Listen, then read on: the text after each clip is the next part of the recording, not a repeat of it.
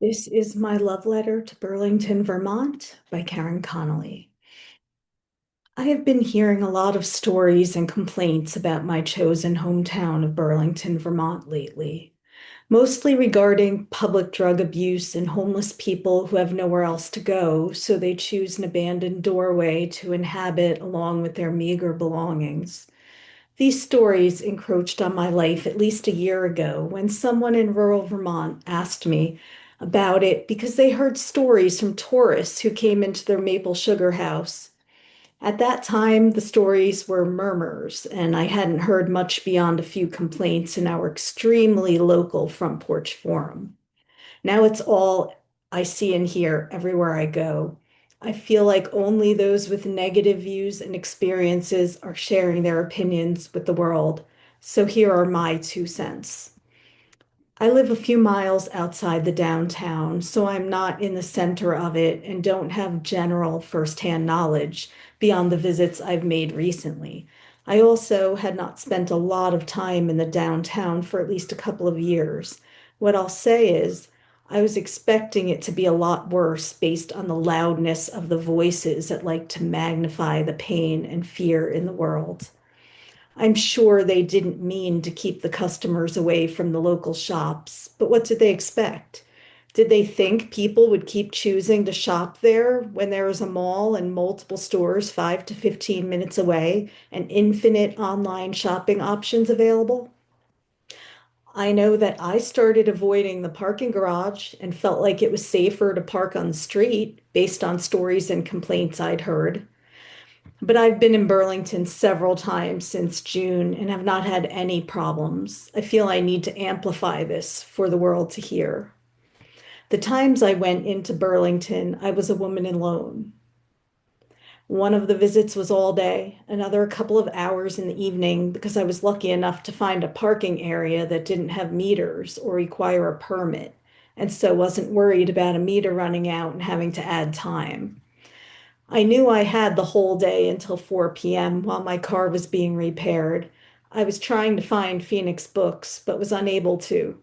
Siri kept sending me to what was evidently an old location, so I wasn't sure if they were even still in Burlington. I did, however, find a used bookstore that had several books that were of interest to me at very reasonable prices. I also wandered around Homeport.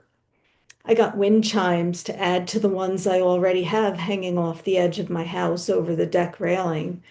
I had lunch at City Market, which gave me an excuse to sit down, and then started walking in the other direction. A storefront immediately caught my eye. It mentioned mosaics, which immediately intrigued me. I walked by it, felt weird about going in, but a few minutes later, I forced myself to open the door. I found out that I could sit there and do an art project, which is one of my favorite things to do. I chose a heart-shaped mirror as my project and pieces of sparkly glass that were various shades of blue, green, and silver, not realizing that it would match perfectly with the curtains and sofa in my living room. I was just picking the colors that attracted me. I was able to spend a whole afternoon at Ladybug Collective on College Street. I didn't realize until I was done that I would need to come back later in the week to pick it up after they placed the grout on it. I went back later that week. I was parked over on King Street and walked up St. Paul and through City Hall Park, which is one of the areas I hear frequent complaints about.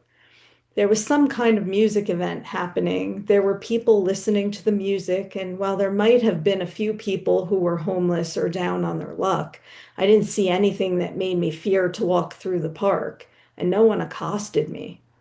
I picked up my mirror, and when I and then decided that since I once again didn't have to worry about a meter, I would take a little walk around the park of Church Street I hadn't explored earlier in the week.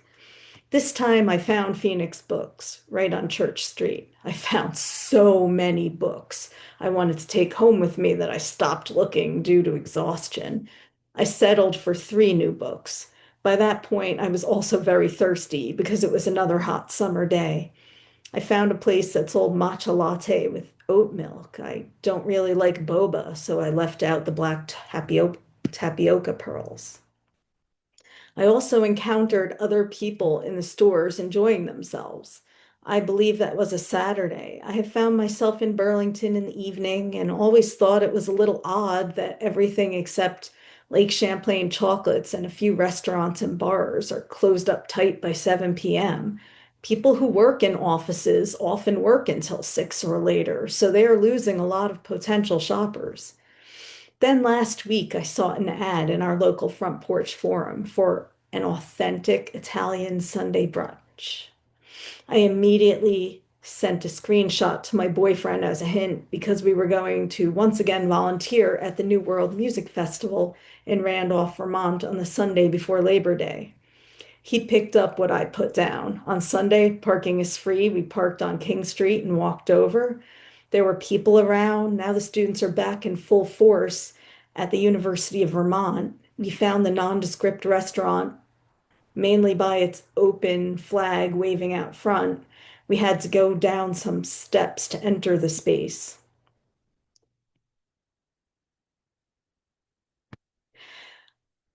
It was, I was extremely impressed. It was a very intimate restaurant. It was quiet. I loved the ambiance, and it was right across the street from City Hall Park. I was raving to the servers about the food. I usually follow a gluten and dairy-free diet for health reasons, but I made an exception for the pancakes. Soto had just started their Sunday brunch service, and I highly recommend it. Check them out if you are nearby on Sunday. I want to make a disclaimer at this point. This post is not to minimize the experiences of those who have seen and experienced shocking things, such as nude people walking down the street, open drug use or sales, or being feeling threatened. But it is to show that is not the whole picture, or maybe not even a large part of the picture. I'm here to tell you that you can go into Burlington for a whole entire day and not encounter any of these experiences or feel threatened. After my recent experiences in Burlington, I am more likely than ever before to make it a more regular part of my life.